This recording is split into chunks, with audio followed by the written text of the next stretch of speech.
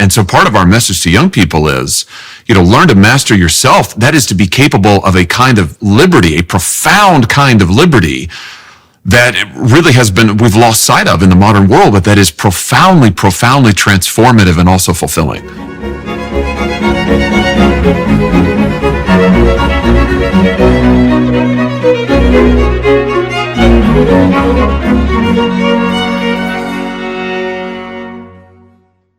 Hello, everyone.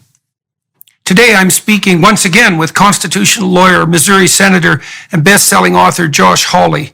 We discuss his new book, Manhood, exploring the structural significance of biblical tradition within people's lives, how those enduring narratives elevate us above human defaults such as tyranny and slavery, why self-mastery is the precondition for ordered liberty, why young men have lapsed in education, industry, and reproduction, and what steps might be available to help individuals and our society put itself back in something like habitable order. Looking forward to it. So I've been reading your book this morning, and it was sort of a strange experience, I would say, because strangely enough, or maybe not, it's structured in a manner that's almost identical to the book that I'm writing at the moment. How about that? Yeah. So I'm writing this book called We Who Wrestle with God, and I'm obviously animated by the same spirit, so to speak, that you are, because the books parallel each other quite remarkably. And so I'm hoping my book will be better, but we'll see. I have no doubt. Well, yeah, I don't know. I have my doubts, but we're aiming at the same thing. One of the things I've been trying to struggle with too is you list in your book a number of stories. You're using biblical stories primarily, and then a number of attributes that you think constitute what might comprise the central aspect of masculinity. So one of the things I've been seeing in this, as I've been walking through the same process, is that the biblical corpus, which is a library, aggregates a set of illustrative stories and then uses those stories to describe a character to be emulated, and then makes the proposition that that character to be emulated is the manifestation of a single spirit, right? So, and that spirit would be the unity. In your conceptualization, when you bring this down to earth, so to speak, you talk about men being husbands, fathers, warriors, builders, priests, and kings, right? Then you could imagine that there's something behind that makes it possible for all of that to become manifest. And that's the monotheistic spirit that the biblical corpus is attempting to characterize, right? And it looks to me, anthropologically, like what's happened, and I'm not going to speak religiously, but it looks to me like what's happened is that people in their various tribal groups had dramatized patterns of adaptation, central patterns of adaptation, and then characterized those central patterns of adaptation with the attributes of something like a transcendent deity. And then as the tribes aggregated themselves, each of those visions of transcendent deity had to be integrated. That actually often necessitated war.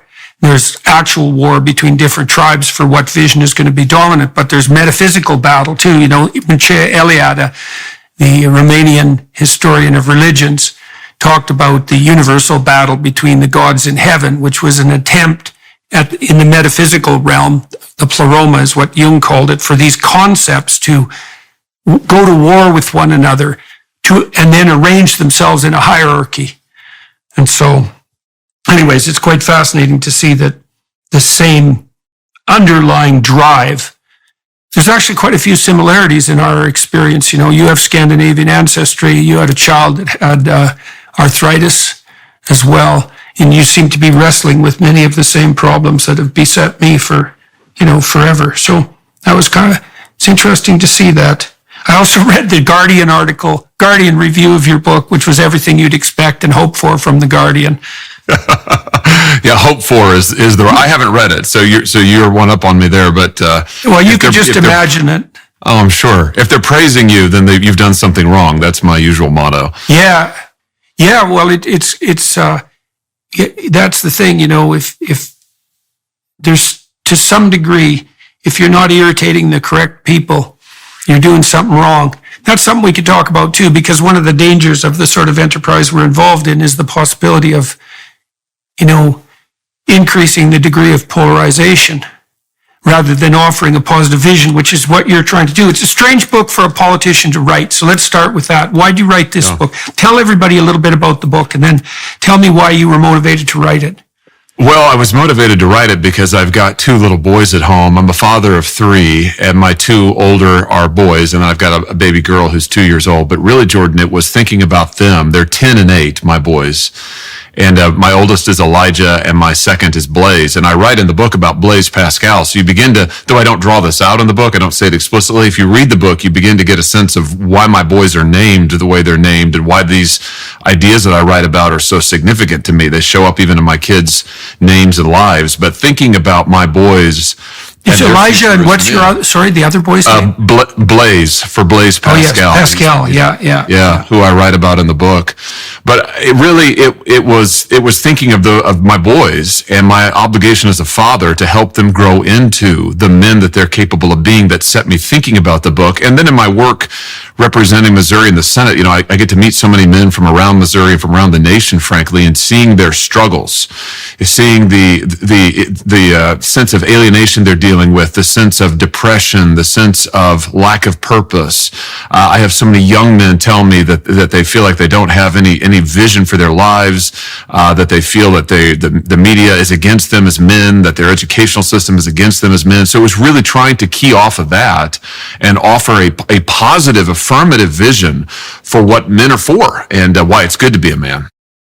The content I've created over the past year represents some of my best to date, as I've undertaken additional extensive exploration in today's most challenging topics and experienced a nice increment in production quality, courtesy of Daily Wire Plus. We all want you to benefit from the knowledge gained throughout this adventurous journey. I'm pleased to let you know that for a limited time, you're invited to access all my content with a 7-day free trial at Daily Wire Plus. This will provide you with full access to my new in-depth series on marriage, as well as guidance for creating a life vision, and my series exploring the book of Exodus.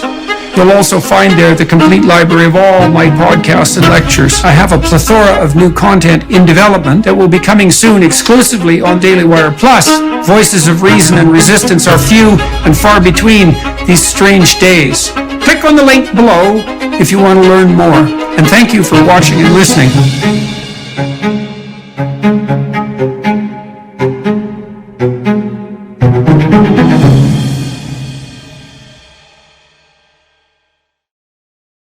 So this idea, you covered a couple of things there, so that with your sons, for example, that you would like to encourage them to be the men that they're capable of being. And I kind of wonder, I don't know if this is a reasonable proposition or not, but it might be. The maternal tendency is, I think, to value children for what they are. And the paternal tendency is to value children for what they could be. And then if you have that nicely balanced, and I mean, a man can value children for who they are as well, and a woman can encourage what they could be. But broadly speaking, the symbolic proclivity, the essential proclivity seems to be that. And I think that's partly, perhaps, tell me what you think about this. Women have to bear the responsibility for primary caregiving in early infancy in particular, first year. And there's an awful lot of taking care of immediate needs in that first year. Like the child's immediate needs are paramount because the child is so utterly dependent, born early as our human infants are, and in a state of utter dependency. And then, of course, women have to wrestle with the difficulty of transforming from that state of hyper caregiving where needs are predominant, the needs of the moment are predominant, into facilitating the independence of the child. And that seems to me to be where the paternal, the patriarchal, the father is particularly paramount to encourage. Maybe that's the primary paternal role, is to encourage. So is that in keeping with the experience that you had as a father? And does that make sense to you? Is there anything you'd add to that? No, that has been my experience, and I can remember before I was a father, and I tell the story in the book, when I was a coach. I was a young man. I was 23 at the time. I was coaching a group of rowers, kids, a young high school team, a crew team, and this was in the UK actually. And I remember, I tell the story in the book, I had this moment where there was a scene during one of our training sessions where I saw one of the rowers encourage, take a leadership role with one of the younger ones. And in that split second, I saw like a flash what this kid, he's probably a junior at the time, 17 years old, what he might be in the future. I saw maturity in him. I saw characteristics I had never seen before. And it struck me. It's like, oh, wow, he could really become something. He could become a great leader, a strong leader. I saw a flash of the man he could be. And suddenly in seeing that, I realized my role, my job as a coach to him was to help encourage that and call it forth. And for me, Jordan, I tell that story because that is to me, a parallel to fatherhood. That helped me get ready for what I think fatherhood is, which is to see that in my kids, my boys and my girl, and to help call that forth, to help call forth what they could be, and to be willing to sacrifice myself and my interests in order to see them develop and grow. I was fortunate enough to conduct a seminar in Exodus in Miami, and one of the stories we evaluated in some depth was the story of the burning bush. In that story, in that episode, which occurs before Moses is a leader, he's wandering along, minding his own business, intent on his own purposes, you might say, and something captures his interest and glitters and gleams, and it's a phenomenon. Phenomenon means, it's from the Greek phanesthai, and phanesthai means to shine forth. And so something grips his attention and makes itself manifest, and he turns off the path to investigate it, right? He decides to further investigate. And he does that of his own free choice. The story makes that quite clear. So something calls to him, but it's him that decides to go investigate it. As he gets closer to it, he hears a voice, and it tells him that he's starting to tread on sacred ground. And so he has to take off his shoes. And what that seems to mean is that if something makes itself manifest to you and you pursue it deeply, you go deeper.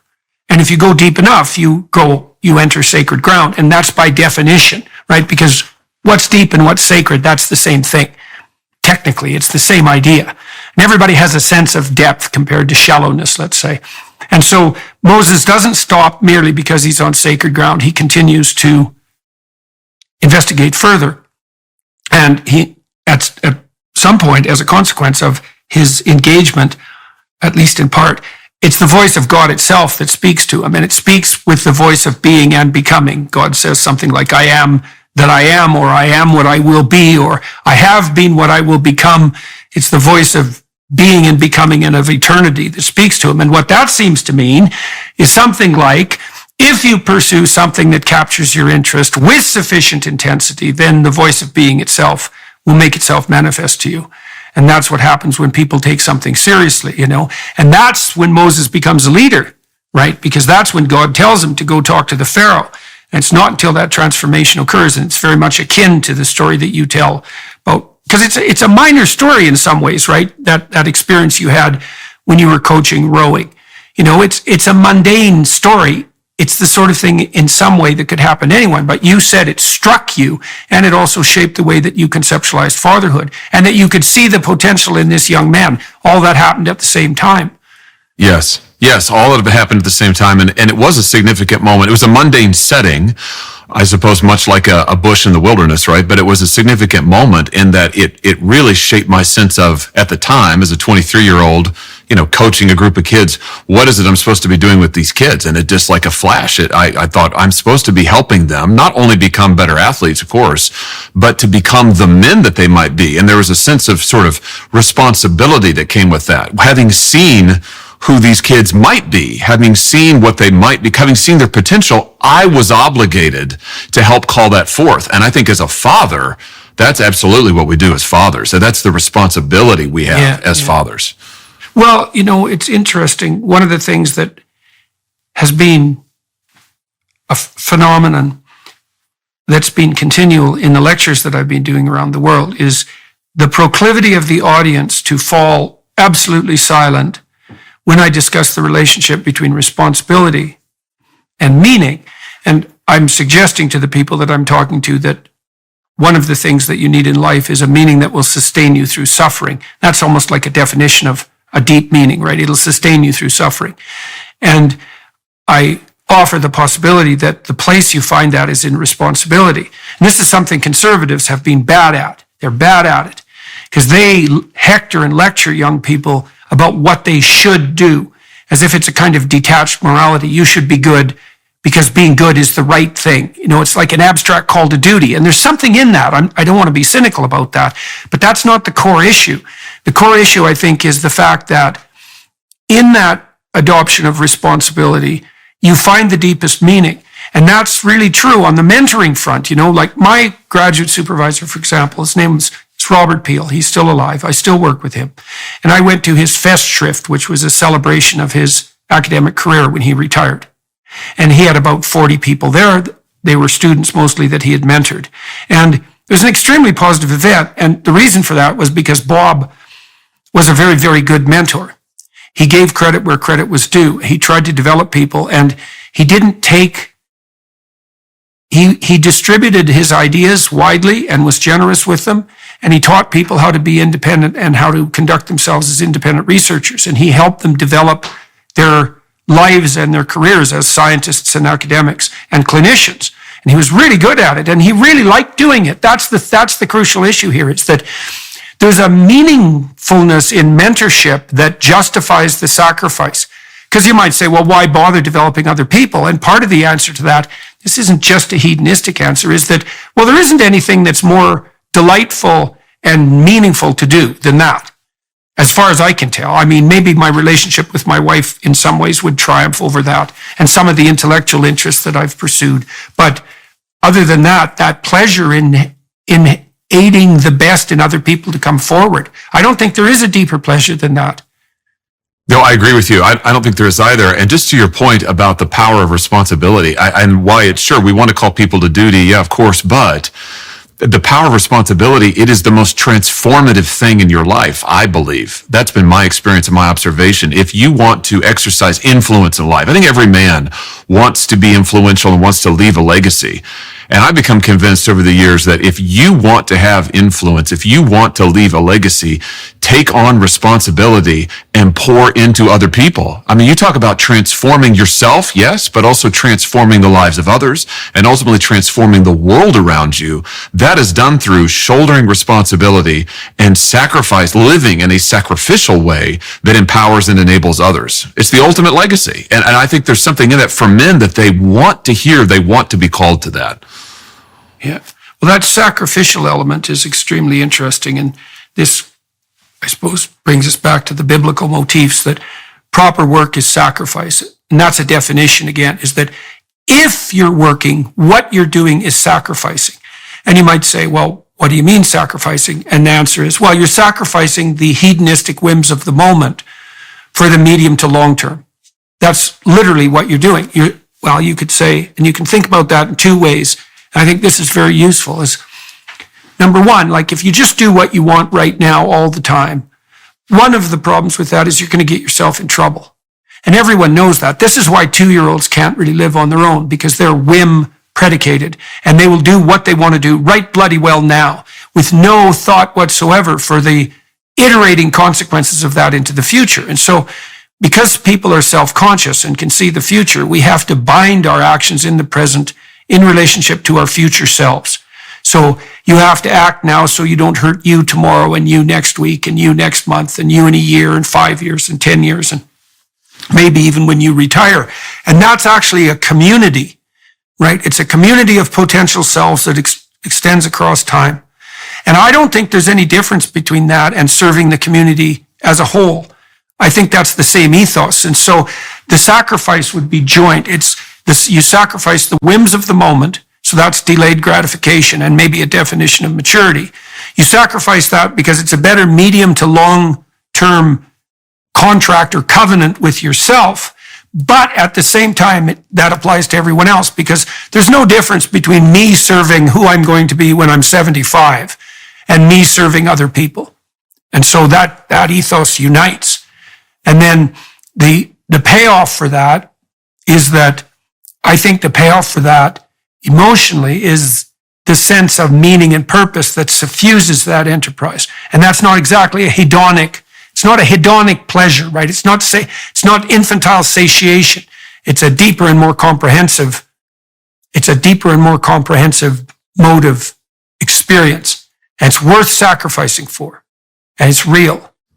Yes. And there's a connection here, I think, also with liberty and freedom. And this is something that I talk about in the book, that in order to experience true liberty, self-discipline, self-mastery, and self-sacrifice is necessary. And of course, this is a tradition that goes all the way back to the Greeks and the Romans. It's certainly there in the Bible that says as we learn to discipline our passions in the moment, as we learn to discipline our whims in the moment, as we learn to master ourselves, we become possible of a kind of liberty where we can see our true interests in the long term.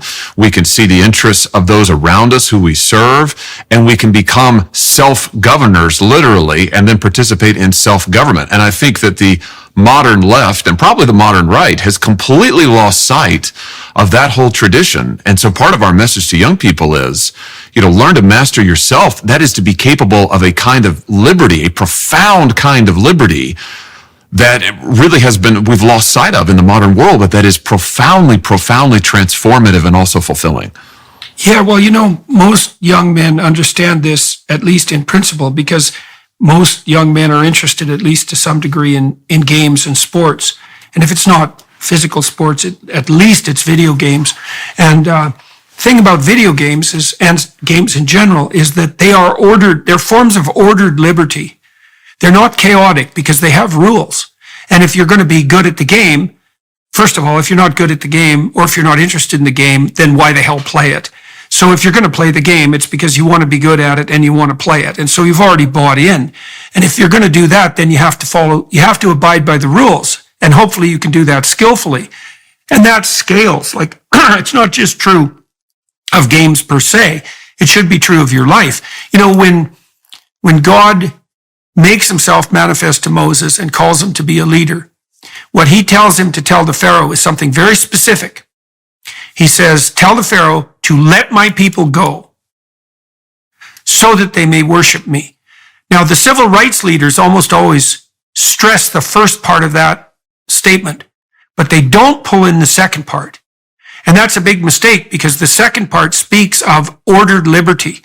And disordered liberty, that's the desert, right? That's where the Israelites end up after they flee the tyranny.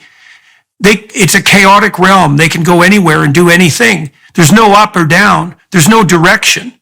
There's no leadership. And that's so terrible that they start to pine for the tyranny, right? Well, they also start to worship false idols, which is definitely a story for our time. But they also start to pine for that tyranny. And, you're making the case, and you make it repeatedly in the book, that self-mastery is the precondition for ordered liberty. And if the conservatives, and you are doing this in your book, if the conservatives could get the notion that the deepest meaning in life is to be found in the mastery of that ordered liberty, then they have a message they can tell to young men in particular. And yes. Yeah. So now you're writing a book here that's not primarily political. No. And yet right. you're operating in the political realm.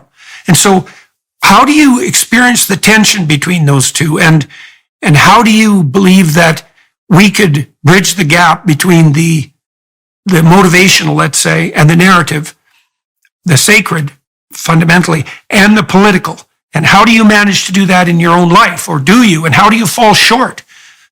Good, great question. I think that one of the reasons I wrote the book, and you're right, it's really not a political book at all, but my conviction is that we have in our culture, and particularly on the left, but also some on the right, we've lost sense of and we've lost touch with our most foundational moral intuitions and moral foundations. And that's why I go back to the Bible and the book, and I make the case early on that the biblical tradition is in many ways the foundational story and narrative of the entire Western tradition, certainly the American tradition. So I think that we live in a world, and this is true for young men in particular, where there's no story, there's no narrative. What is it that it means to be a man? There's no narrative there. What is it that I'm supposed to do with my life? There's no narrative. So I think we've got to go back to and recover those narratives. And that's why I try to recover some of the symbolism of Genesis. What is it a man is called to do? It's called to make the wilderness into a garden, right? To expand that garden. God makes a garden. The rest of the world is wilderness. What's Adam there in the garden to do? He's there to expand the garden into the wilderness. There's something profound there about what it means to be a man. And you talk about a high calling, because really what God does in Genesis is he gives his work to Adam. He says, all right, I've created the world. Now I've created a garden in the midst of the wilderness. Now, Adam, you follow my example. You take this garden, you expand it. You use your responsibility, you use your authority, you use your strength, and you expand it into all the world. And my conviction is men need to hear that story. The same is true. The Bible's making a point with that, of course, there's an archetype there, an archetypal pattern of what it is men are supposed to do. To expand the garden, to bring order from chaos, to make beauty where there's chaos. And so I think telling those stories is critical then to recovering in our culture some sense of order and purpose and meaning. And then we've got to give in our politics. The key is, how do we give that voice? How do we then cash that out into policy? And, we talk about that if you want. I've got all kinds of ideas about that. But I think there's tremendous value personally and culturally in recovering these foundational stories about what it means to be a man, what it means to be a woman, and what we're here to do. I like knowing exactly where my meat comes from. And with Moink, I know it's coming from small family farms all across the country. Moink delivers grass-fed and grass-finished beef and lamb, pastured pork and chicken, and sustainable wild-caught Alaskan salmon straight to your door. Moink lets you choose the meat delivered in every box. Select an existing box or create your own. Set your delivery cadence and enjoy delicious meat. You can cancel anytime, but you won't want to. If you're not sure where to start, check out their standard box. It comes with a little bit of everything: chicken, ribeye, burgers, and steak. Moink is all about supporting the family farm. Think about it this way: 2% of Americans are farmers, but 100% of Americans eat. We need to show our support for the families that keep us well fed. After receiving my first Moink box, I was floored. The salmon and chicken are both fantastic, and the steak might be the best I've ever had, and keep in mind, I cooked it myself. With a freezer full of Moink products, I can without a doubt say it is a fantastic deal on a ton of delicious and well-produced products. You won't be disappointed, and you can rest assured all of Moink's meat comes from wholesome American farmers. So keep American farming going strong by signing up at moinkbox.com/JBP right now, and Dr. Peterson's listeners can get free bacon in your first box. And let me say, it's the best bacon you'll ever taste. I re-upped my subscription because I ran out too fast. MOINK box.com/JBP. That's moinkbox.com/JBP. So I want to go in two directions with that. So the first direction we might say is there's only three situations that we can find ourselves in. We can find ourselves united psychologically and socially by an overarching narrative, or we can let that narrative fragment, which means that we'll be tribal once again, both socially and psychologically. And the cost of that fragmented tribalism is anxiety and hopelessness and social conflict. That's the chaotic state of nature: anxiety, hopelessness, and social conflict. Okay, now if you see that, and I think the evidence for that, by the way, is incontrovertible. If you see that, a question arises, which is, well, what might the central unifying narrative be? Now, what's happened on the left is the central unifying narrative, although the leftists often claim there isn't one, what they've replaced it with, at least implicitly and often explicitly, is a narrative of power.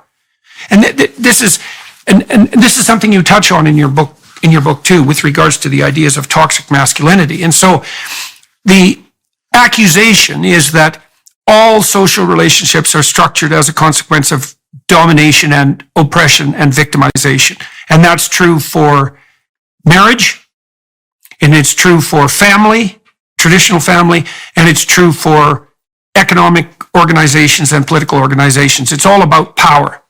And so if you accept that, you can see very quickly why the narrative of toxic masculinity might have arisen and been accepted. Because if you believe, and maybe you believe this because you've never had any experience with a good man even once in your life. This is often the case. Like I talked to Naomi Wolf recently, who's been a very powerful voice on the leftist front. And she had some bloody, brutal experiences with men. She was raped when she was 11, and that didn't help. And then when she went to university, instead of being mentored, she was hit upon, and in a way that, was reminiscent of what happened to her when she was early.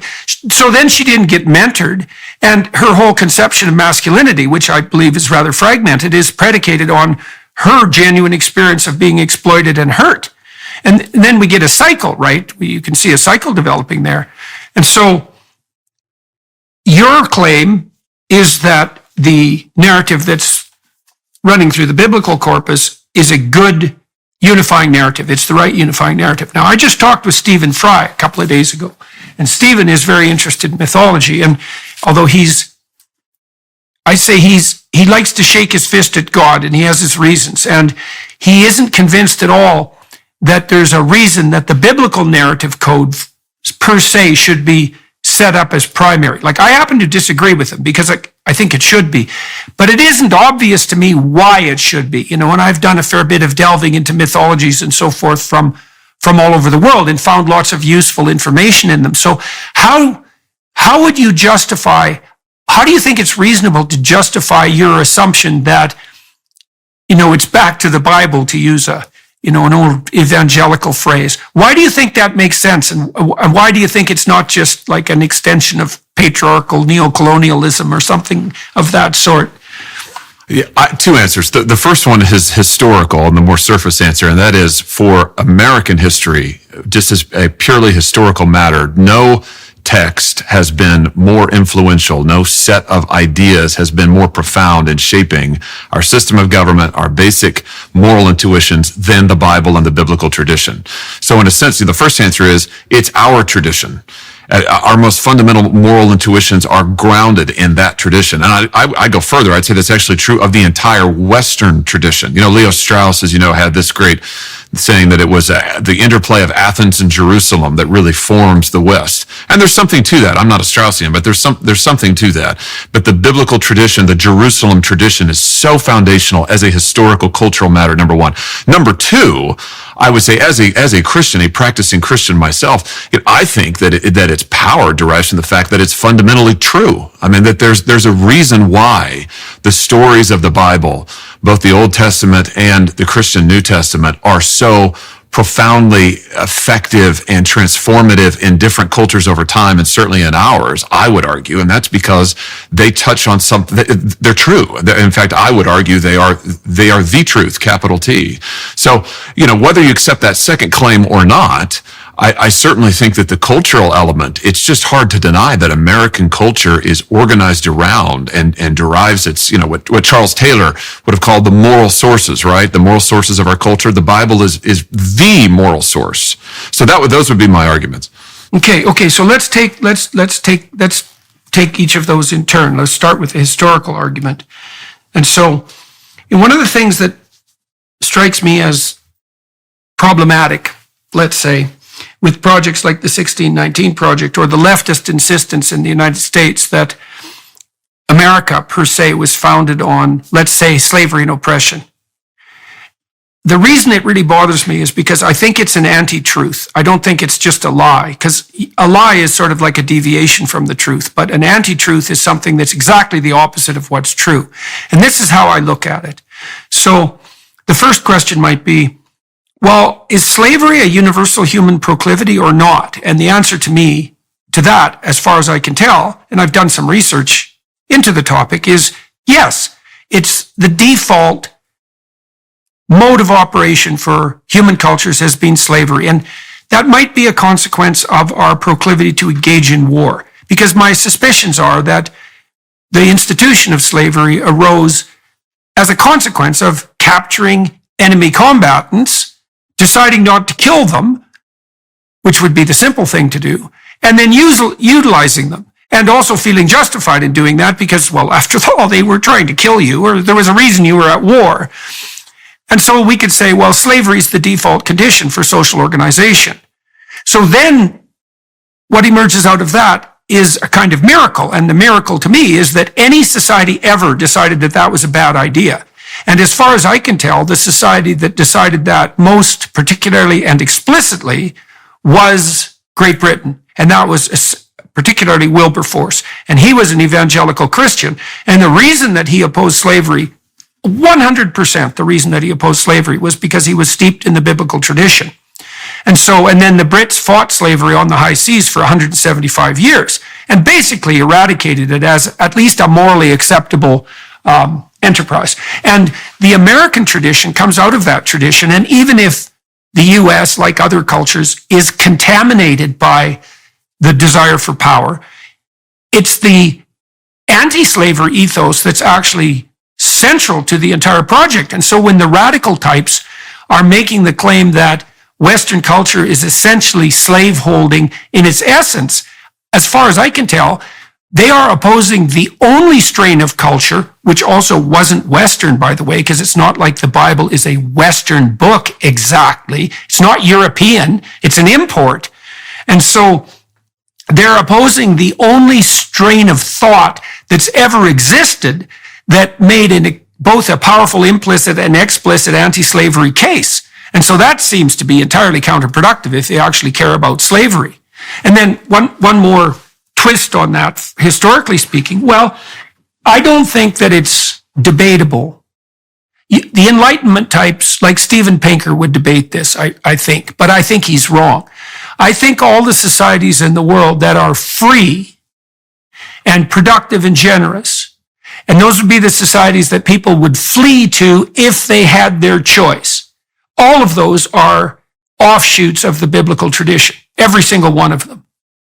And I can't see that as chance. And I also think the same thing about literacy, is that without the biblical tradition, it was the biblical tradition and the invention of the printing press that brought literacy to the world. And it needed both of those. The Chinese had the printing press, but they didn't have that evangelical fervor to elect to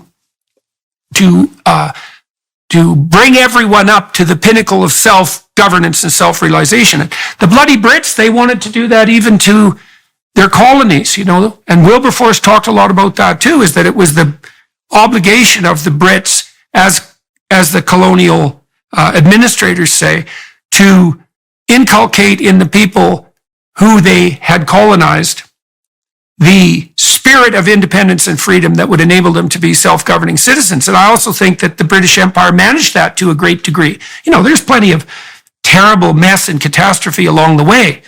But the US and Canada are both, and Australia and New Zealand, these are great countries. And you can say the same about many of the other Commonwealth countries, including India. They're beneficiaries of that tradition. And it's English, but it's also more deeply biblical. So I think you can make an extremely strong historical case for this. I don't know what the contrary case would be. It's got to be the Enlightenment idea, right? That it was the Enlightenment that produced.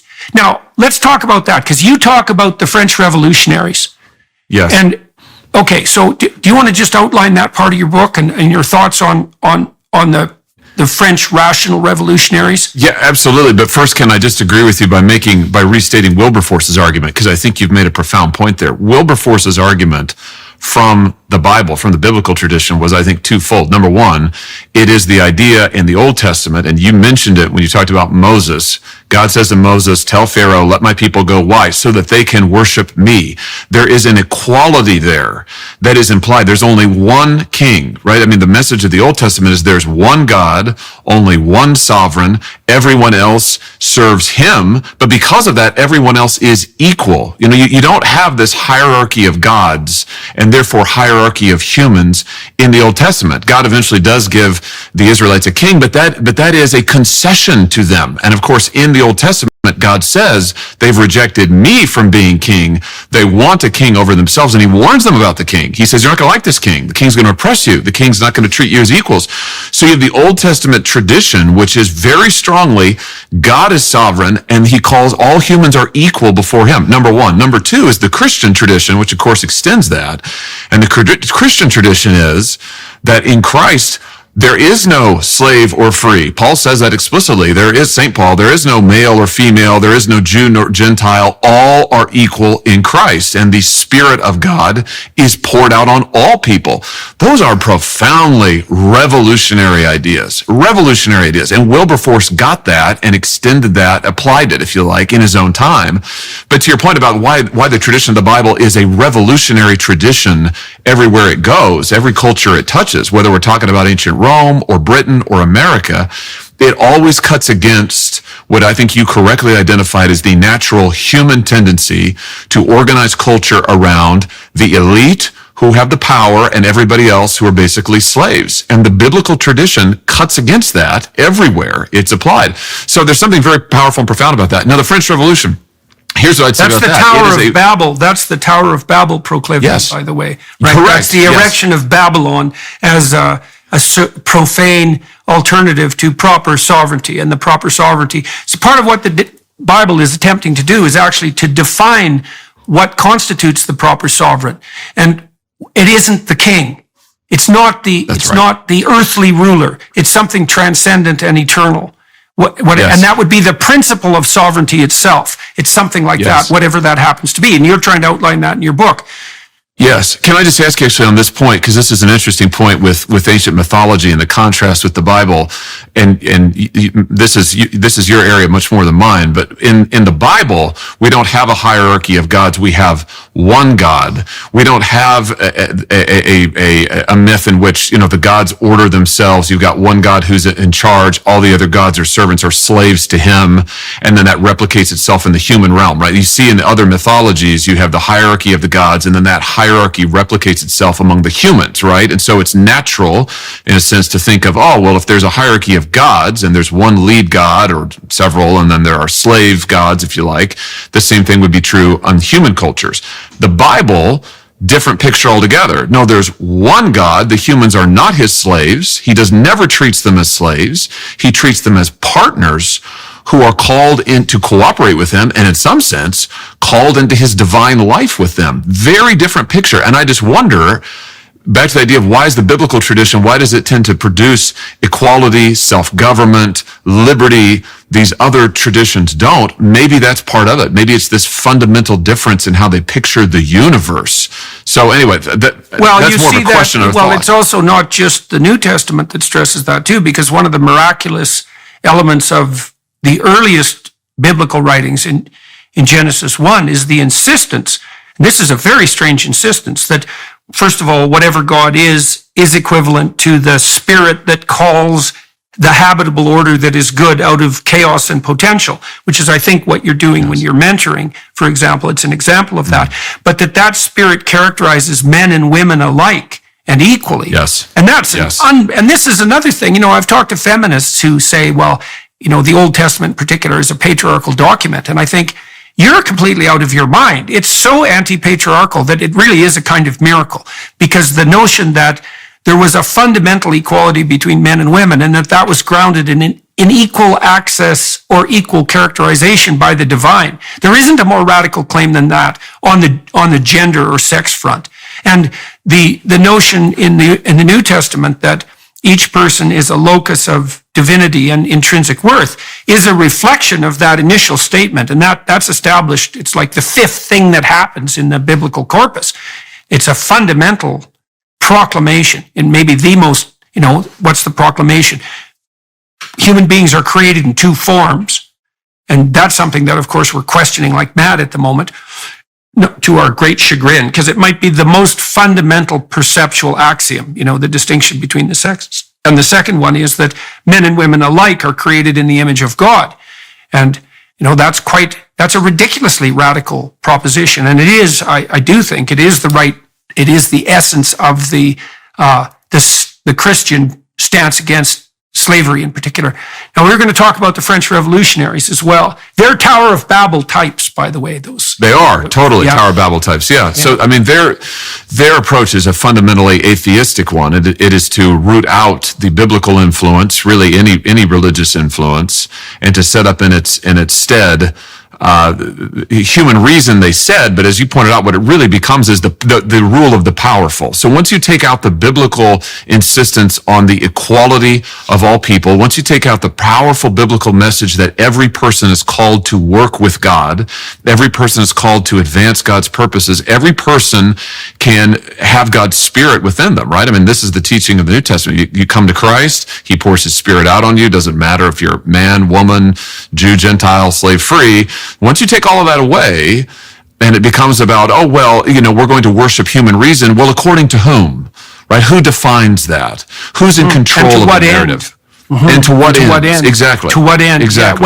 Yeah. Well, it's been interesting to me to watch what's happened with the four horsemen of the four atheist horsemen over the last few years. I mean, Hitchens died, so he's obviously off the table. But it's interesting to consider what's happened to both Dawkins and Harris. So Harris, and I say this with all due respect, I like both those men, and I actually think they're honest men, and I think they're trying to strive upward. I think they're both wrestling with God in their own way, and I mean that like seriously with all due respect. Dawkins is a real scientist, and I think Harris is a real moral actor. Now, one of the things that's happened to Sam is that he's kind of left the rational arena altogether. Like he's pursuing meditation. That's his fundamental goal. And so Sam has created for himself a sort of, what would you say, a disembodied Buddhist deity. And I think the reason that Sam leaves his deity inarticulate is because if he made it articulate, he would criticize it to death with his rationality. And so he has an ineffable God, and he's decided to devote his life to that. And so that's interesting, and Harris was motivated. I talked to Sam a lot. Harris was motivated fundamentally by the problem of evil. And he wanted to ground morality in something unshakable. And he thought the only thing unshakable was objective truth. But it turns out that grounding morality in objective truth actually isn't possible, and for all sorts of technical reasons. And I write about that a little bit in this new book. And so Sam turned to Buddhism. And then with Dawkins, I think Dawkins has seen, and I know I'm speaking for him, but I believe this to be true in good faith, that the rationalist humanists that he thought would replace the superstitious biblical religious types turned out to be whim-governed tyrants, right? And so that rationality, that unmoored rationality, it seems to degenerate in two ways very rapidly. It degenerates into something like power claim that's driven by worship of the intellect, right? And Marx is a great example of that because he was so intellectually arrogant. And that characterizes universities like mad. And it's part of this spirit that raises the Tower of Babel, because that's associated with Luciferian presumption. And so that worship of the intellect produces a Luciferian Tower of Babel. And that's happening all around us, like at an absolutely mad rate. But the other thing it seems to produce is a kind of disintegration of narrative into hedonism. And hedonism is a kind of polytheism, right? It's just, you just worship whatever whim happens to seize you at the moment. And so you get a Luciferian presumption on the one hand that produces endless towers of Babel, or you get a degeneration into kind of mindless hedonism. And our culture at the moment is, well, it's toying real hard with both. It's like we got the worst of 1984 and Brave New World at the same time. And so the alternative to that is, I think what the biblical corpus does is lay out the alternative to that. That's what it's striving to do. So, all right, so back to the French revolutionary types. So how do you read what happened in France? You said it was elevation of rationality to the highest place, for example. Yeah, and rationality is, with a capital R, which is really just, then it begs the question again, what's the substance of that? Here's my thesis. If you look historically and also sort of philosophically, what the French Revolution and maybe the Enlightenment writ large, and those are separate things, I realize, but just mushing them together for a second, what they really do is they try and take the moral content of the biblical tradition and then separate it from the biblical God and biblical obligation, I think. And so what they're really doing is living on borrowed time, right? So they're trying to separate out these fundamental moral precepts, and they're trying to ground them in something else, and it just doesn't work. We've had centuries of experiment with it, right? We've seen it. It doesn't work. What the French Revolution quickly ends up with, of course, historically, is they're all killing one another because it becomes purely a power play. Yeah. It's who has the power. the Enlightenment types, so I'll make their argument for them, and this is the sort of argument that Pinker would make, is no, you're wrong about that, Senator Hawley, because we didn't really see any progress towards the states of being that characterize the modern state till we established the scientific method. And it was the Enlightenment types that drove that. And it was the divorce of science from the religious underpinnings that allowed that to occur. That escape from, say, biblical superstition and other forms of superstition allowed for that clarity of mind. And so, but here's what I think is the problem with that. You can tell me what you think, is that and I think you can see this reflected in the all-out assault on the scientific front by the leftist rationalist radicals who are inheritors of the French Revolutionary tradition. It's like they're not just going to plow their way through the religious tradition. They're going to take science out at the same time, because I think true scientists operate according to religious presuppositions, and they don't recognize them. And I think this is true, just as true of someone like Dawkins as anyone else. So let me lay out the presuppositions, and you tell me if you can see any holes in this. Okay, so the first presupposition is that there is a logos in the cosmos, right? Is that there's an order in reality itself. Okay, because otherwise, why bother investigating it if it's not? And then that order is comprehensible to the human spirit, right? So not only is there an order, but we can understand the order. Now, these are axioms, right? You don't start the pursuit without accepting these axioms. Okay, the next axiom is, if we understood the logos, that understanding would be individually and universally beneficial. It would make you a better person, and communicating what you discovered would make society better. So not only is there a logos in the cosmos, and not only is that logos apprehensible, but fundamentally, that logos is good in that its expanded understanding will be of universal benefit. Now, not only are those religious presuppositions, because they cannot be established on scientific ground, they have to be accepted before the enterprise begins. They're also specifically Judeo-Christian, right? And then there's a fourth element, religious element, which is, in order to be a scientist, you have to conduct yourself in an ethical manner, which is that you have to allow your investigations into the intrinsic logos of the world to reshape your own tyrannical presuppositions, right? You have to take your hypotheses and you have to throw it against the world. And if it doesn't withstand the contest, then you have to be willing to abandon it. And that's also, as far as I can tell, that's also a religious praxis, fundamentally. And so the scientific endeavor that the Enlightenment types claim is the precondition for modern flourishing is actually inextricably embedded in the biblical tradition. And I think that also explains why science emerged in Europe and nowhere else.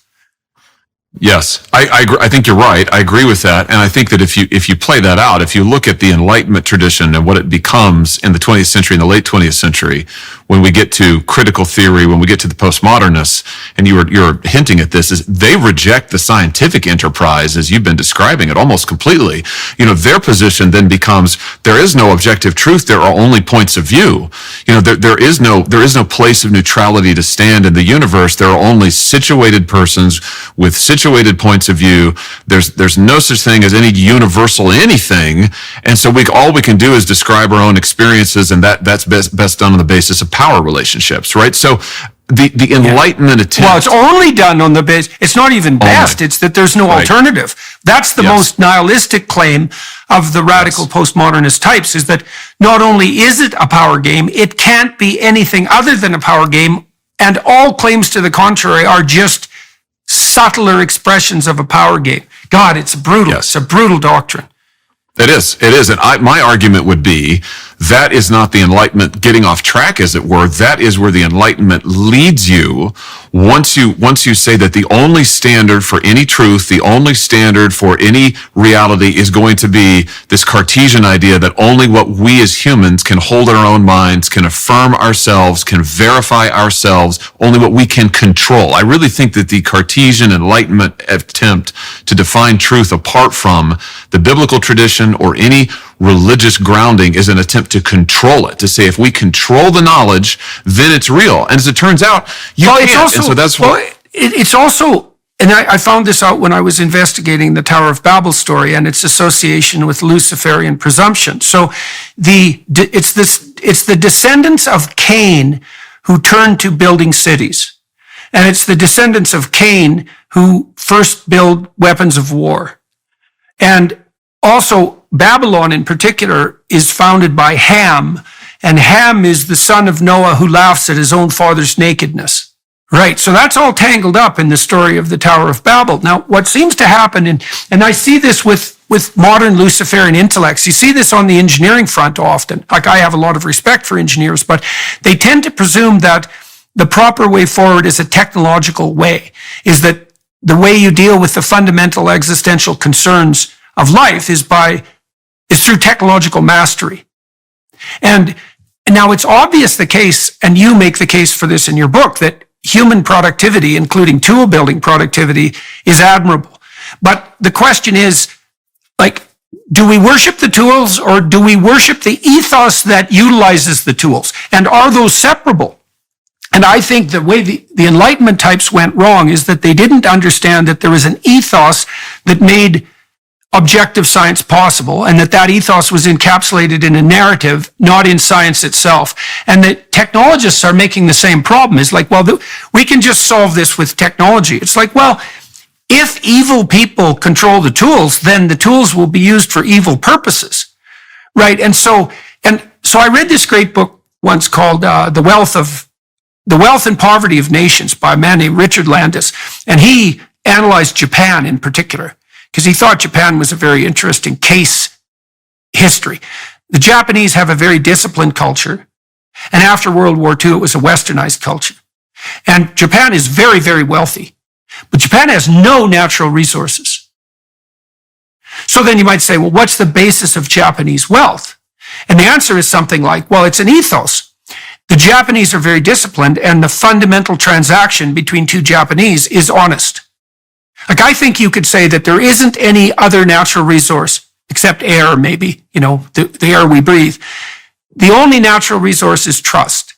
And trust is predicated on, like, you can't trust productively unless people are honest. And if people are honest and trustworthy, then they can cooperate in a manner that makes abundance not only possible, but inevitable. And that means that the technology has to be embedded in an ethos, and that ethos has to facilitate trust. And so the way that you make a society rich isn't as a consequence of them being blessed with natural resources, say, or even with technological prowess. It's that all of that's embedded in an ethos, and that ethos is the one that enables people to cooperate and compete productively and generously. And that's the ethos that seems to be laid out in the biblical corpus. And now that's the case you're making in your book. I agree.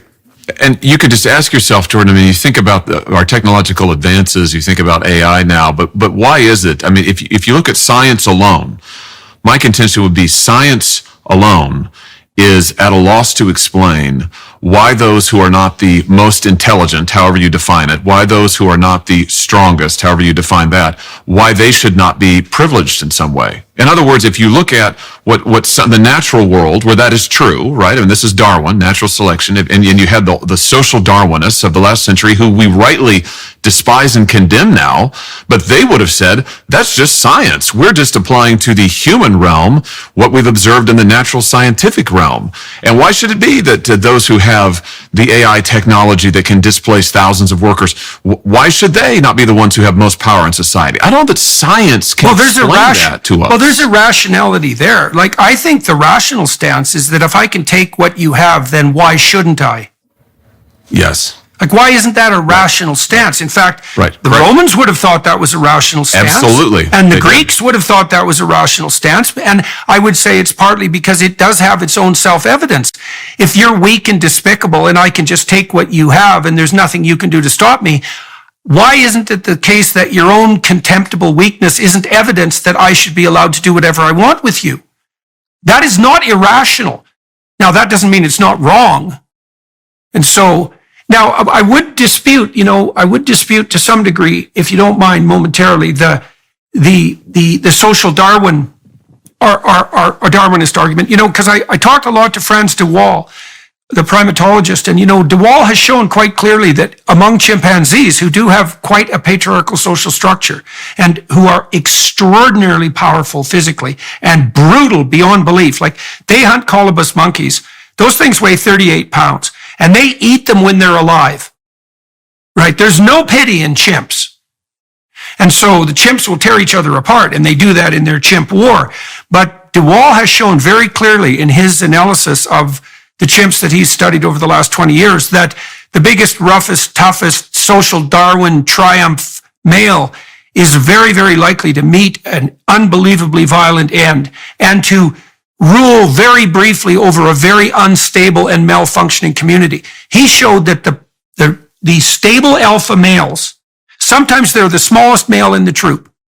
They're the most reciprocal individuals in the entire troop, male or female. They do the best at tracking social relationships and engaging in essentially reciprocal altruism.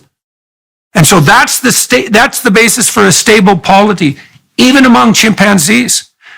So it's another bit of evidence, but this time from the scientific side, that power, it doesn't look like in a biological community or in many biological communities that it's power and dominance per se that are associated with, let's say, biological success, reproductive success. So, there are situations, baboons are more violent, but even then, it's by no means as simple as the most powerful male is the one who propagates his genes forward. And it's certainly not the case in complex social organizations. Not true with rats, for example. Yes.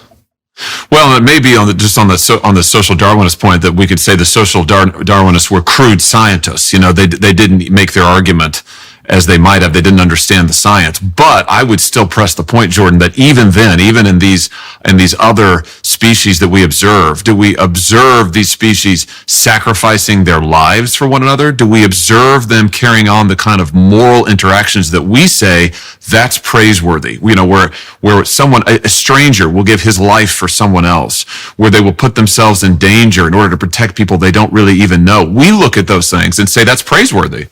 You see the rudiments of it, just like you see the rudiments of language. You can see it starting to emerge even from the bottom up. So you see it among rats, for example. So I'll tell you a very quick story. You may have heard me tell it before, but Jacques Panksepp established this with rats, and it's a killer observation. I think it was Nobel Prize worthy. So if you pair two male juvenile rats together, if one of them has a 10% weight advantage, he can beat the other one in a wrestling bout, and rats like to wrestle. And it's easy if you watch rats wrestle once to assume that it's a form of dominance and that the big rat wins, the big powerful rat wins. 10% weight advantage will do it. And so you could imagine that's a scientific observation.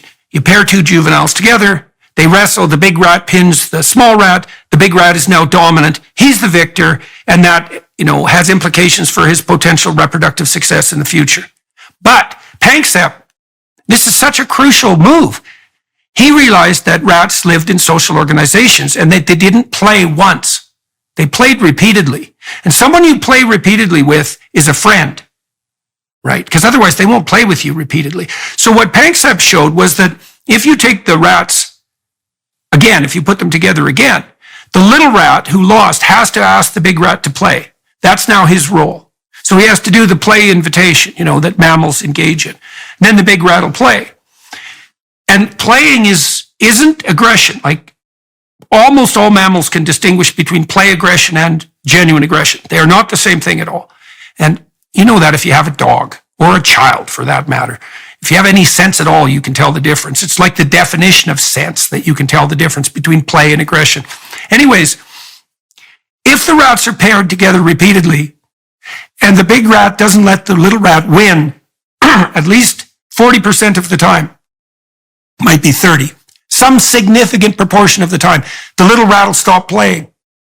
And so you have an emergent ethos of reciprocal play that's a consequence of repeated matchings, right? And that's the same idea in some sense that you have to play with your future self.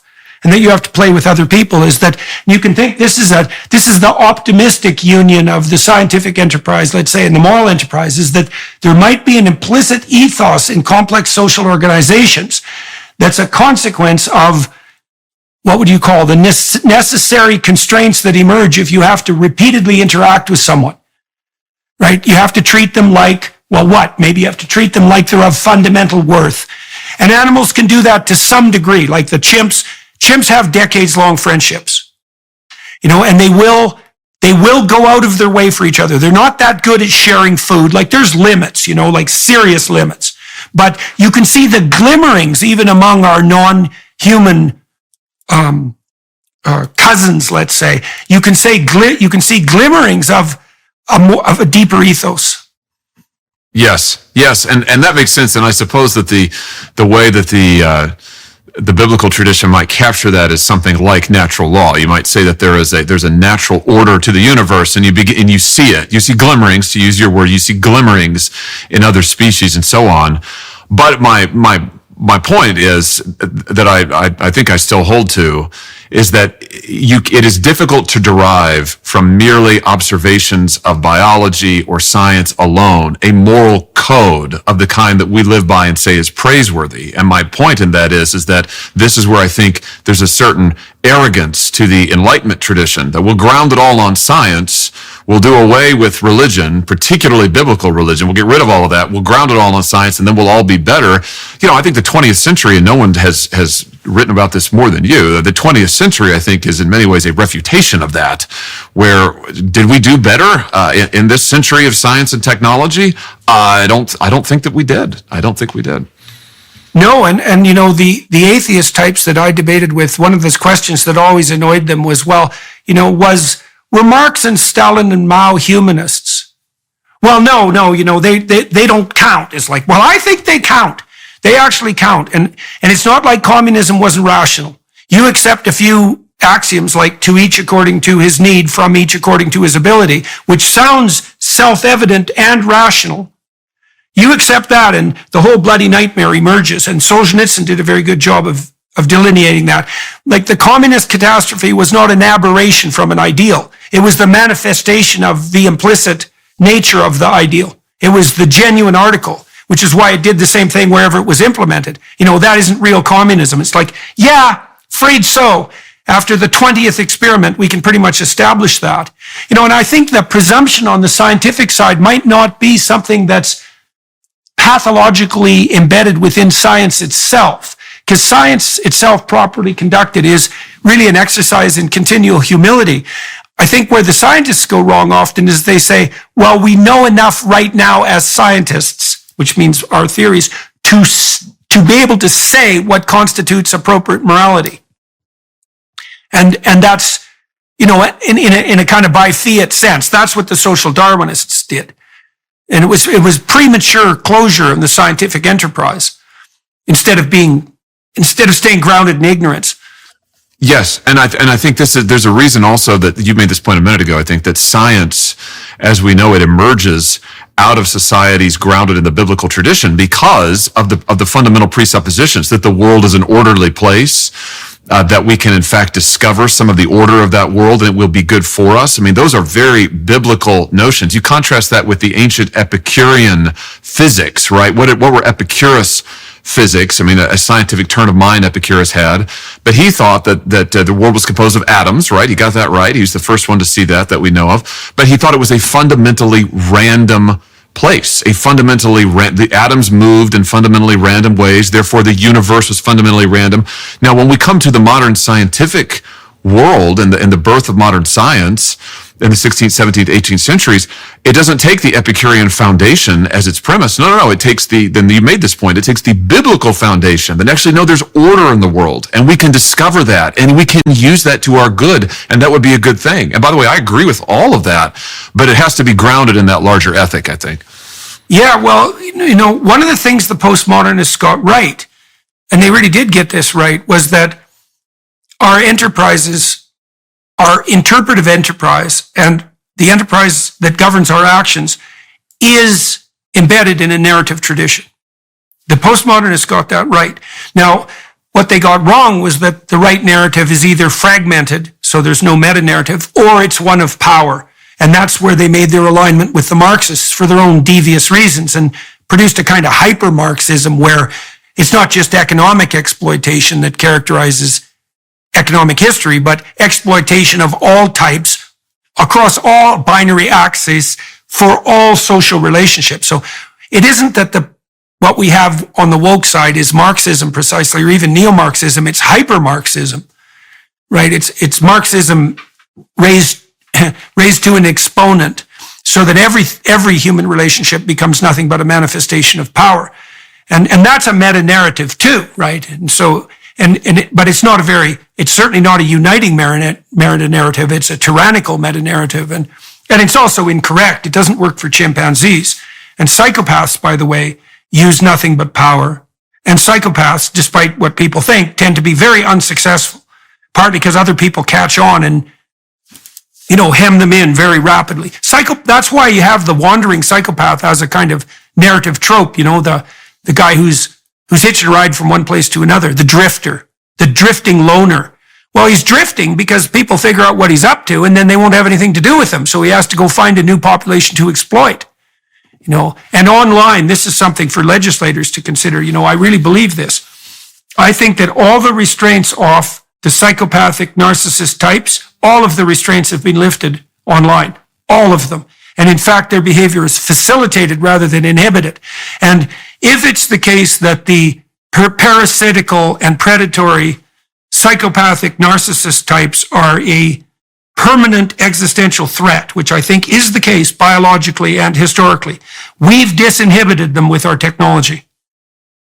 That's a very bad idea. And you talked a little bit in your book about pornography. This is a cool thing. The other thing I found out when I was investigating this Tower of Babel story. So Babel is associated with Babylon. And Babylon is associated with Luciferian intellectual presumption and a kind of technocratic worship. But it's also associated with the horror of Babylon. Right. And so there's an idea, it's a very interesting idea, that the worship of the intellect, the raising of the technological spirit to the highest place, the attempt to build edifices that compete on the spiritual side with what's properly transcendent, also disinhibit feminine sexuality and pathologize it. And 25%, it's about 25 to 35% of internet traffic is pornographic. You detailed out what your understanding of what pornography is doing on the masculine front. So maybe we could delve into that momentarily. Yeah, absolutely. Well, if you just look at the data on this, Jordan, I mean, the consumption of pornography, of course, is, as you would expect, given its availability everywhere, is just off the charts. One researcher quipped, and it's absolutely true, that a young man today can see more naked women in 5 minutes than or heck, probably 90 seconds than his grandfather could in a lifetime. So technology has made that available. And as you might expect, given the dopamine effects here, the more porn men watch, especially young men, the more porn they want to watch. And then you ask, well, what happens over time? And what the data, there's an increasing body of data on this. And what it shows is that you spend more time on screens, you spend less time in real human relationships. So massive porn consumption tends to inhibit dating.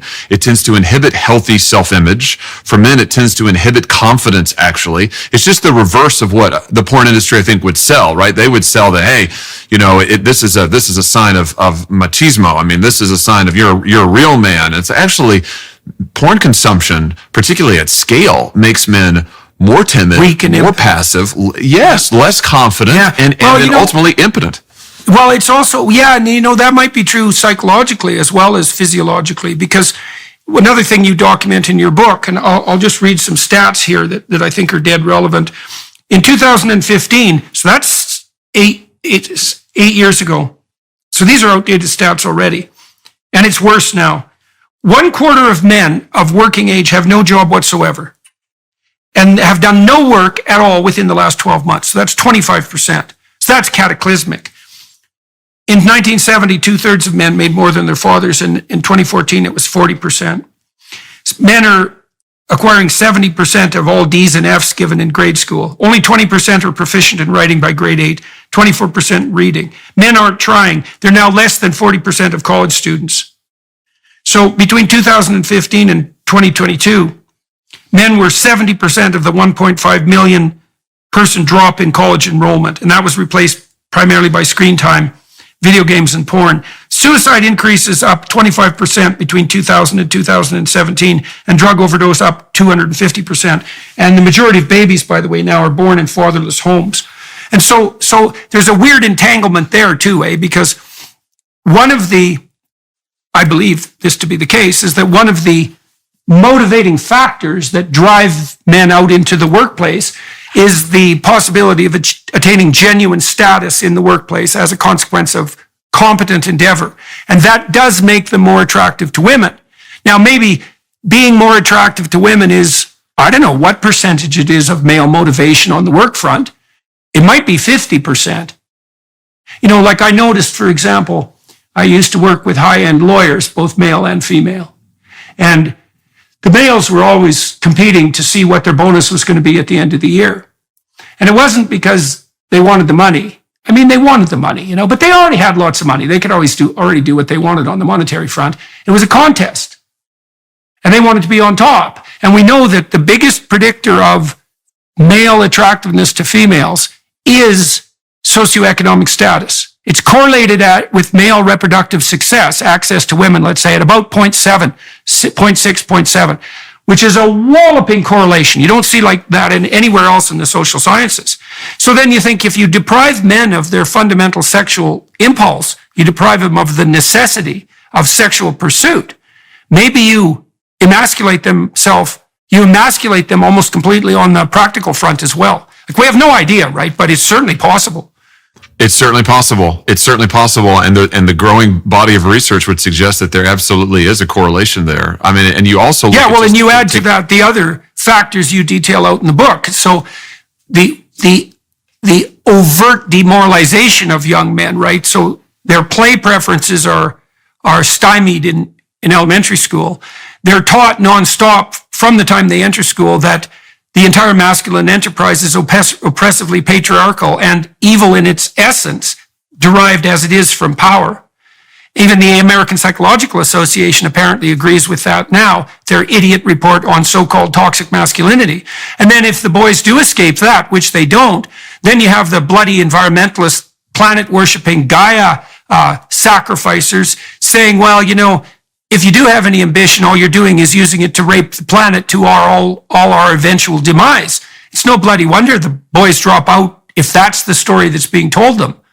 Yes, exactly. And that is the story. And it's interesting, Jordan, when you put all that together, you've got the modern left who force feeds this to young men. But then when they get older, to come back to screens and porn, the left also tells them, though, spend your time on screens and porn. That's fine. In fact, anytime you mention porn, I've noticed, the left absolutely melts down. If you criticize, even slightly, porn consumption, the leftist has a fit and says that's moralistic, it's puritanical. And I think the message to men really is, when you take it in the aggregate, you're terrible, your ambition is toxic, your assertiveness makes the world a worse place. So be passive, go sit in front of a screen, consume some stuff, entertain some stuff, and be androgynous. That's the message that they send to men. And it is debilitating in every respect. Yeah, well, I think the conservative types should take that accusation of moralistic and puritanical as a compliment under today's conditions, and stop being defensive about it. It's like, you mean moralistic and puritanical in comparison to your absolutely whim-ridden, narrow, self-centered, self-satisfied, hedonistic, moralizing apocalypse? Like, you mean puritanical in relationship to that? Yeah, I think if that's what puritanical means, I'll go with Puritans, thank you very much. Because what the hell do you have to offer? Yeah, it's unbelievably destructively pathetic. And this is also why I think the left, the radicals in particular, don't have a moral leg to stand on, because I think, and this is especially true for people like Foucault. Foucault was really, really smart. Like, his book, The Order of Things, is a real work of genius, especially the first half. He needed an editor in the second half, but the first half is quite brilliant. He was super smart. But as far as I can tell, reading Foucault, every single thing he put his intellect to was an attempt to justify his essential perversion, his desire to utilize his sexual behavior in whatever manner he saw fit, regardless of the cost to anyone, children or other men, because he was notoriously promiscuous after he knew he had AIDS. And that was just one of his many sins. I see in Foucault the perfect example of someone who subordinated his intellect, which he was very proud of, to nothing but the whims of his sexual drive. And that was his god. Priapus was Foucault's god, kind of a satanic Priapus. And I see that on the left. It's like, well, why are you opposed to traditional masculinity? Well, it's because it's oppressive. It's like, yeah, maybe it's because if you accepted the doctrines of discipline, you wouldn't be able to gratify every goddamn whim that entered your mind the second it entered your mind. And then that's the definition of self that's emerged among the radicals. I am what I am, which is, by the way, what God says to Moses. I am what I am, moment to moment. And why do you have no right to interfere with that? Because I want to be allowed to do whatever the hell I want to whoever I want at any given moment. Like with no thought whatsoever, even for my own preservation. And I think we see that celebrated. We see that ethos celebrated in Pride season. And it's not fluke that it's called Pride season. Yeah, I think you're absolutely right about this. And this is why in the book I talk about the sort of Epicurean spirit. And I mean by that everything you've just said, which is to make the self God. And by self, it is the momentary whim. Because there's really no self there. That's right. I mean, there's no self there. There's no self there. It's just whatever your whim or passion is, your desire at this particular instant. And this is why I think that ideology is so disorienting to young people in particular, because as they're trying to form their identity, what they get from modern culture, the tribunes of modern culture, the academia, entertainment, certainly the left, what you get from them is just do what makes you happy. Just gratify yourself. Well, how do I choose my goals from my momentary whims? They have no answer to that. The left has no answer to that. And so kids just choose the primary whim. Right, in the moment.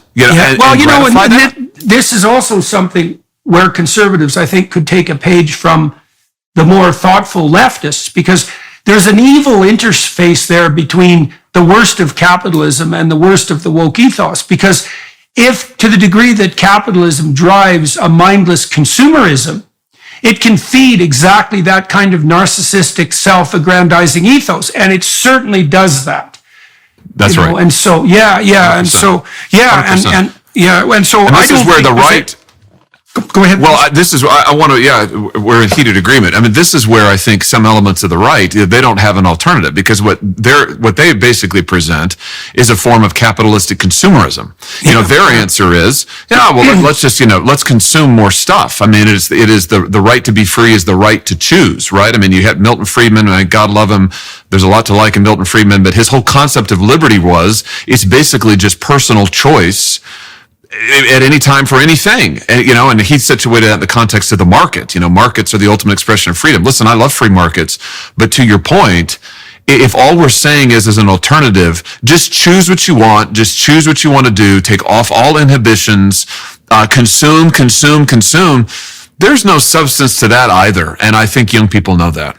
Yeah, well, and I do think that's a flaw. That's a flaw of classical economics. And, that's actually been demonstrated on the scientific front with trading games. So, there's a famous trading game where you take two people and you say to one of them, they're partners now, you say, okay, I'm going to give you $100.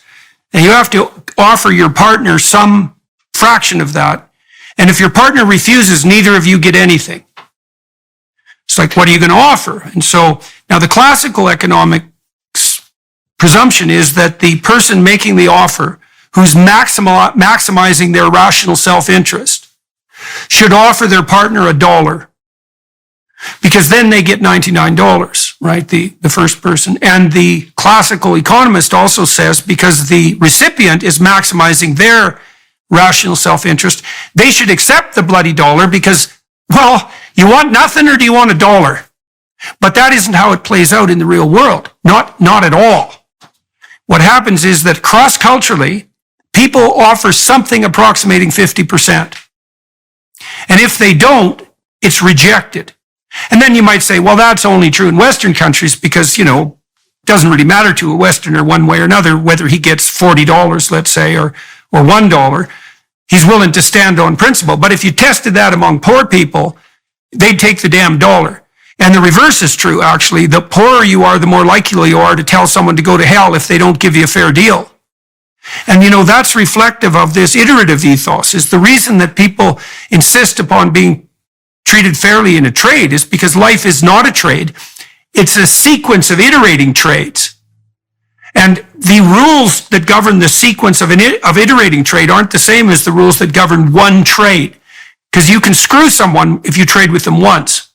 And maybe you could even argue that you should. I don't think you should, but you could make that case. If it's you or me and in one-off, why shouldn't I just maximize my local advantage? The answer is I shouldn't train myself to think that way. That's the answer. But it's another example. It's the same thing with the rats, right? And the chimpanzees, is that if you have to iterate your interactions, a new ethos emerges. And so the classical economists on the free trade side, the free market side, they're actually wrong in their presumption about what constitutes the ethic that's properly associated with sophisticated long-term trade. It's not maximization of rational self-interest, certainly not in the short term. That's wrong. And that's just as wrong as the postmodern notion that power governs everything. And when you put those two things together, you get something seriously toxic. There's nothing more toxic than woke capitalism. Exactly, which is what we have now. Yep, that's exactly right. Or neoliberalism. I mean, Jordan, which is really basically the same thing. I mean, you've got, which is, I'm afraid to say, for large segments of the right, the American right, I mean, they're basically neoliberals. I mean, they believe in markets globally, no matter what, markets without any regard to what does it do to human relationships, what does it do to the family, what does it do to our sense of right and wrong.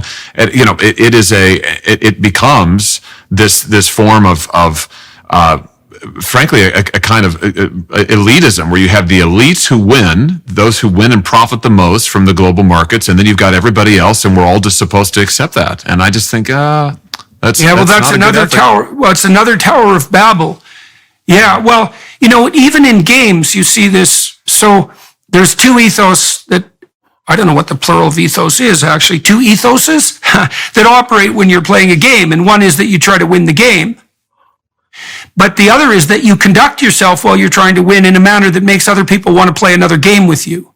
Oh, yeah. Right, which is what you tell people when you tell them to be good sports. That's what you're doing when you're being a coach or a mentor, right? You're saying, well, don't subordinate the short-term game, don't subordinate the long-term game to the short-term game. Don't be too triumphant when you win. Don't be too upset when you lose a given game because you're playing the long game.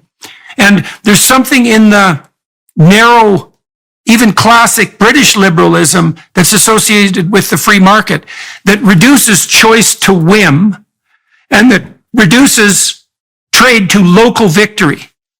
And there's something about that isn't kosher, so to speak.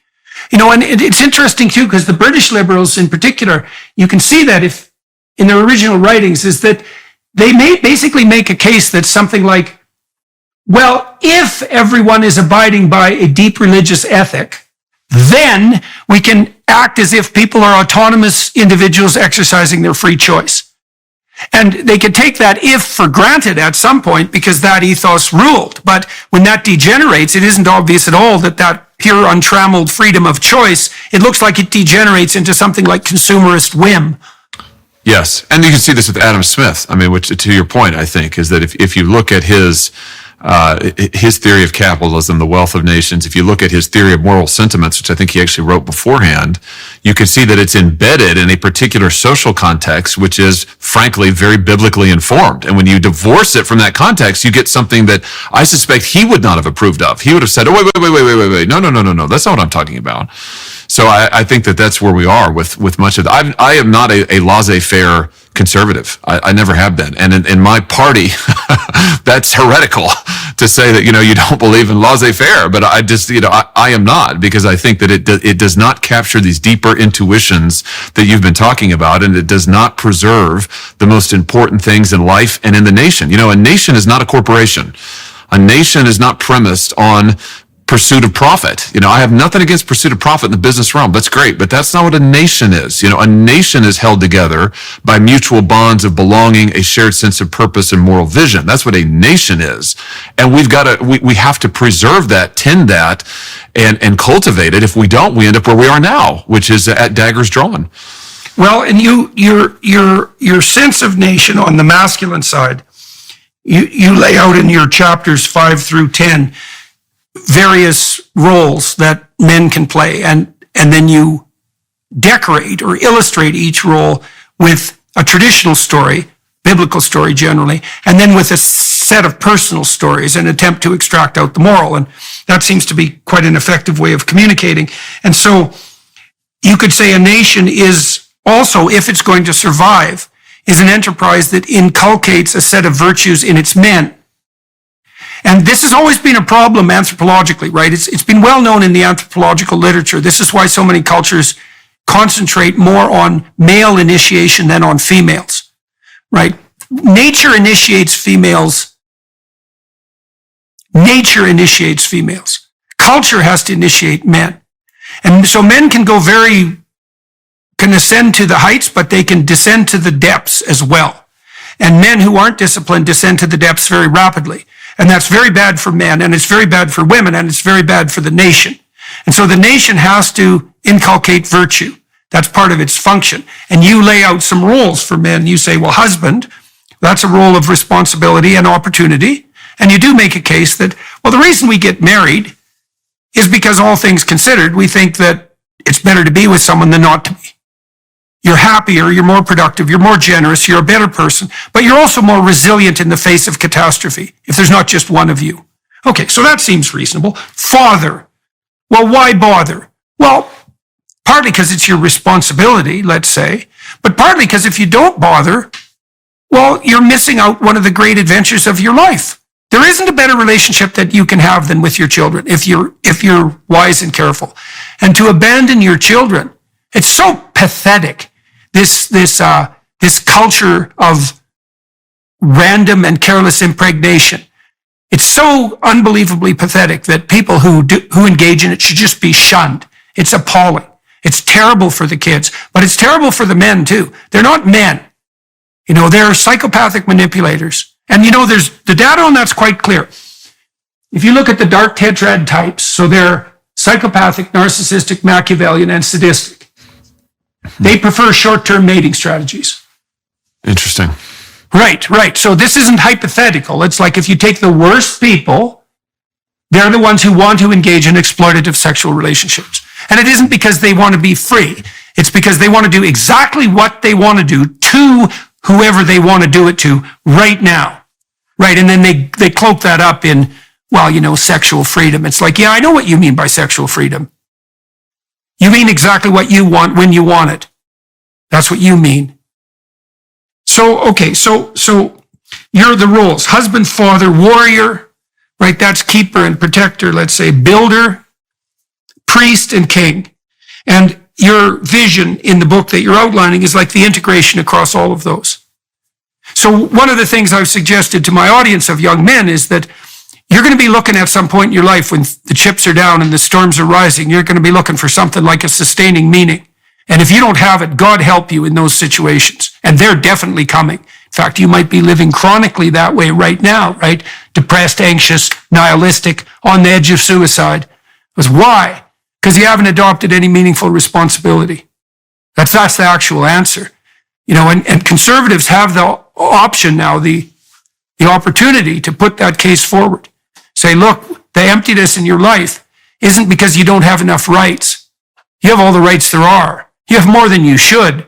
And it isn't because you lack consumerist options.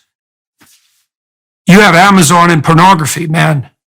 You can get whatever you want whenever you want it. And if that's still not working, well, what are you missing? Well, maybe you're missing the opposite of that. A little bit of restraint, a little bit of sacrifice, some responsibility. Yes, exactly. And I think this is the part about vision, calling young men, all men, but to have a sense of what is the vision that's going to sustain you in those hard times. In the book, I talk about some hard times in my life. I talk about losing, my wife and I lost our first baby. We talk about that. I talk about losing my best friend when I was still a young man to suicide.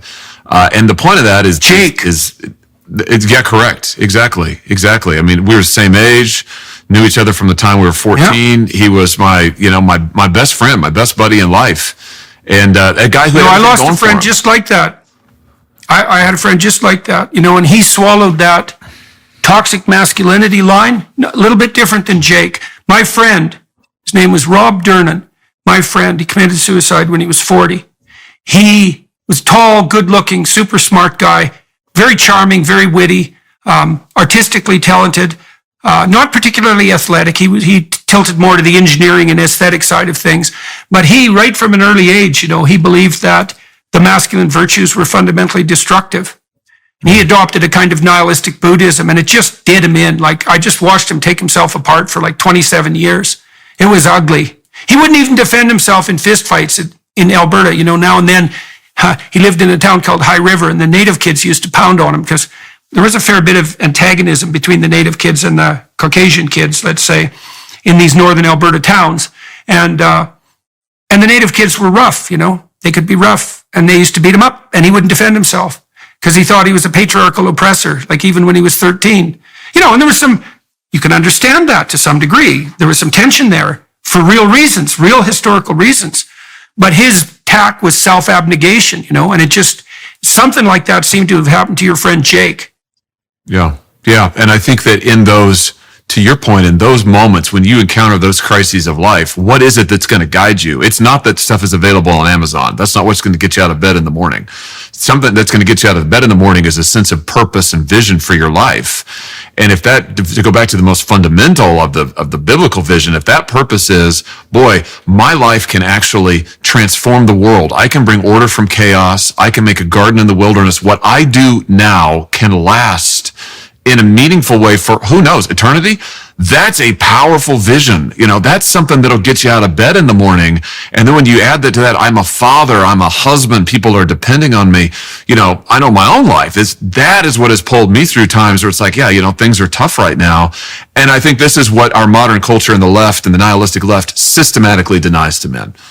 So, we talked earlier about the biblical corpus in relationship to its historical validity, utility. Right, the West being predicated on the biblical narrative, it makes sense that we have to understand it and assess it and perhaps return to its virtues insofar as they are virtues. But then there's another issue here too that you pointed to, which is something like, the truth of the enterprise. So let's say, is it true that men should become husbands, fathers, warriors, builders, priests, and kings in that kind of biblical tradition? And the answer to that might be, what happens if they don't? What's the reality of the situation where men abandon themselves, let's say, to chaos or become tyrannical and hyper-orderly? Then you get something indistinguishable from hell. You get the failed state on the chaos side.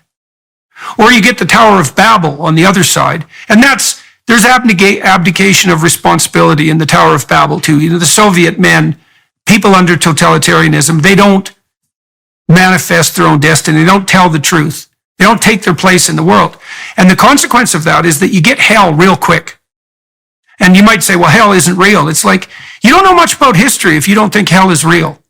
And you also don't know much about history if you can't see the connection between the abdication of individual responsibility and the generation of hell, and very quickly too. So, when we're talking about a reality that transcends the merely historical, we could point to the pragmatic. It's like, what happens in the absence of virtue? You don't get freedom, whim pursuing freedom. And even if you did, you wouldn't want it. One of the perverse things that has happened on the sexual front is that as we've increased the varieties of sexual gratification available, we've increased the number of people dramatically who have no sexual contact with other human beings at all. I think it's 30% now. I think it's 30% of people in Japan under 30 are virgins. It's something like that. It's close to the same in South Korea. And there's a tremendous number of people in the West, young people, who've had zero sexual contact with an actual person in the last 18 months. So it's so interesting, because you get that surfeit on the consumer side, and it produces a satiation that's so complete that it demolishes the desire itself. Yes. Yes, and the desire in it that manifests in a productive way, any real way, right? I mean, so you don't go on a date, you don't get married, you don't have children, and then society doesn't reproduce itself. I mean, it's the ultimate sort of death spiral. But no, back to your point about what happens in the absence of these virtues. What happens if you don't cultivate them, and you see on a personal front, you watch your life fall apart. I mean, that's what'll happen, as every man who's gone down that path knows, right? And that's why you talk to a man who's been through a crisis in his life and has come out on the other side stronger. What he doesn't say is, at least I've never heard a man say, oh, I just decided to completely give up. I decided to stop caring. I decided that I would stop trying to get better. No, that's not what they say. What they say is, I found some purpose to live for. I decided to try and make something of my life. I decided to aim my life at something. Despite the catastrophe. Despite the catastrophe, exactly right. Because catastrophe is going to come, as you say, right? That's life. Catastrophe is going to come probably multiple times, and the question is, what's going to compel us to live through that? And of course, if you are a Christian or a Jew and part of the biblical tradition, which the hope that you have is, not only can this catastrophe not be the end of me, but actually it could redound to my benefit in some strange way, because God will redeem it in some sense. Doesn't mean I enjoy it, but it means that it'll have some purpose. Well, I would say that the biblical corpus, if you just look at it anthropologically and psychologically, strip it of its metaphysical and religious pretensions. I'm not saying you should do that, but you can do that. I would say at least what it is a millennia-long meditation on what spirit you invite to inhabit you so that you can maintain yourself and those around you through catastrophe. That's the spirit that guides Noah, right? I mean, this is really how God is defined in the biblical corpus. The God in the story of Noah is precisely the spirit that enables the wise to prepare for the storm and shepherd themselves and their family through it. You say, well, does God exist? It's like, well, insofar as the spirit that enables a man to do that exists, God exists. And then you might say, well, what sort of reality is that? And the answer to that is, well, it's the reality that drowns you unless you abide by it. Now, I don't know if that's real enough for you, but it's an interesting definition of what constitutes real. I mean, what's most real might be what's there when the times are hardest. Right? That's how you define the reality of a friendship or a love affair. That's a different concept than, the material is what's real. It's like, no, what's real is what sustains you through the worst catastrophe. And you might say, well, there's nothing there. It's like, well, that's one perspective. Your catastrophe is going to be pretty damn grim if that's your a priori attitude, that nihilism or maybe the hedonism that goes along with it. You're not going to be very well protected when the storms rise. And your book is a meditation on the idea that if you take up these responsibilities, husband, father, warrior, builder, priest, king, if you take up these responsibilities, you develop the sort of character or a relationship with the character that allows you to prevail when the storms rise, and the seas threaten. Now that seems right to me. Right. And that points to a truth in the biblical corpus, let's say, that transcends the mere historical. Yes, I agree. I agree with all of that. And if I could just add to your point, but this time from the religious dimension, I would just say that what in my reading of the biblical tradition is, it's not that if you are a follower of God or a follower of Christ, that you will be saved out of catastrophe. That's not what the tradition says at all. That's not what the Bible says, I don't think. I mean, I don't read that anywhere there. What it says is that your life will have a meaning beyond what you can possibly imagine. What it says is you can be part of what God is doing in the world for eternity, right? So it's not that you won't have any hardships of life. Quite the contrary. Christ was crucified, for heaven's sake. There will be hardships for sure, but they will mean something, and your life will mean something, and ultimately it will mean something for eternity. I mean, that is a purpose to live for, and this is why I found that I know that the problem of evil, of course, is a great perennial philosophical question, and I'm not diminishing that or demeaning it in any way, but I do think that there's a certain presupposition there to that question, which is almost as if, well, if we encounter evil in the world, if we encounter hardship, then there must be something fundamental, then there must be no God. I mean, because it's almost as if we're entitled not to have hardship or evil in our lives. I don't, that's not a biblical presupposition at all. And of course, we know that's not reality. No, well, that's why in the story of Job, which is like the most blatant example of that, perhaps, is God literally makes a bet with Satan to take Job out. And you think, well, what kind of God is that? It's like, you wait, man. Malevolent things are coming for you in your life. And if you don't think that's reflective of the structure of reality, you're pretty damn naive. You better be ready. And you might think, well, how can a cosmos that's structured like that be justified? It's like, well, that's your problem, actually. Like, literally, that's your problem. That's the problem you have to solve in your life. And, this pathway of responsibility, productive generosity, let's say, honest, productive generosity, the biblical corpus suggests that that's the best characterization of the spirit that'll guide you forward. Yes. And if I could just add something to that, I think that what the Christian New Testament in particular would say to people is who are confronting evil in the world, is saying, this is terrible. There's all of this evil and malevolence of the world. The Christian answer to that is, the biblical answer is, you are supposed to do something about it. God has called you to be part of the answer, right? So he has accomplished something on the cross with Christ.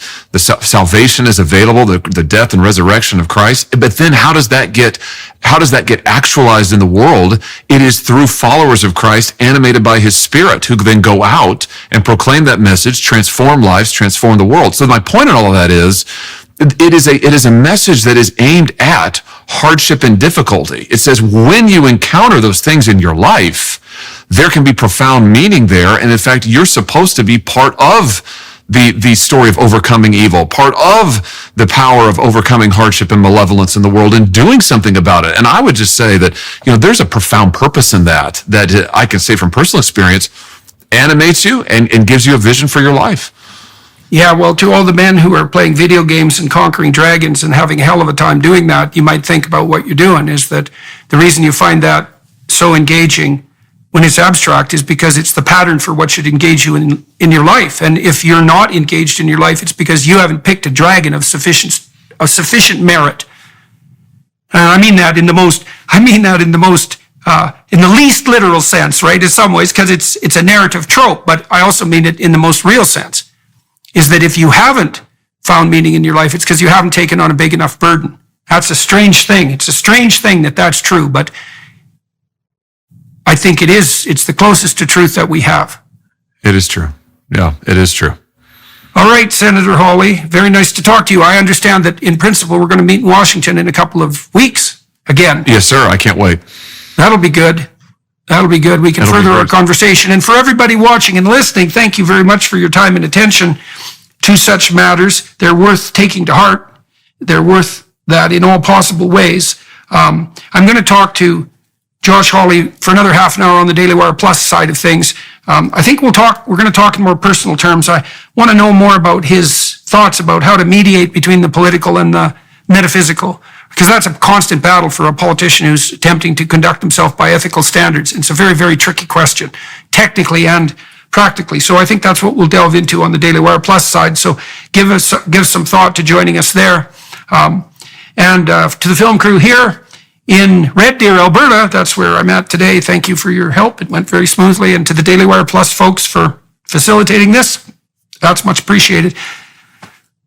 Senator Hawley, thank you very much for your book and also for talking today. And we'll see you soon. See you soon. Thank you so much for having me.